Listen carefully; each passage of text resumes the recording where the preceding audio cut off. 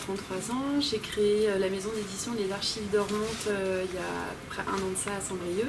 Et aujourd'hui, je publie mon deuxième livre qui s'appelle 2710 jours et qui a été écrit par un auteur vendéen qui s'appelle Lucien Violot. Ce livre, en fait, c'est un journal intime qui a été rédigé donc, par Monsieur Violot entre 1937 et 1945.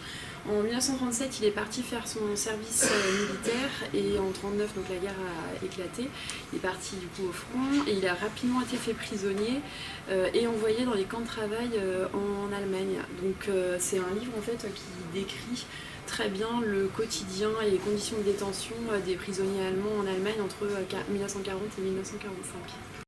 Alors j'ai découvert l'existence de ces carnets de guerre par le biais d'un spectacle, puisqu'en fait avant d'être un livre, 2710 jours, c'était 2710 jours de ma jeunesse, qui est un spectacle qui a été mis en scène et joué par d'Alain Pouvreau, et qui est le petit-fils en fait de l'auteur et qui a mis en scène les carnets de guerre de son grand-père. Donc moi j'ai d'abord découvert le spectacle qui était joué en Vendée et j'ai vraiment été captivée à la fois par le récit et aussi par les qualités d'écriture de l'auteur, et comme ça collait complètement à la ligne éditoriale de ma maison d'édition, je me suis rapprochée de la famille pour pouvoir le publier. Le premier livre, donc La tombe d'Hanoï dans School, a bien fonctionné et c'est en partie d'ailleurs grâce à ça que le deuxième a pu voir le jour.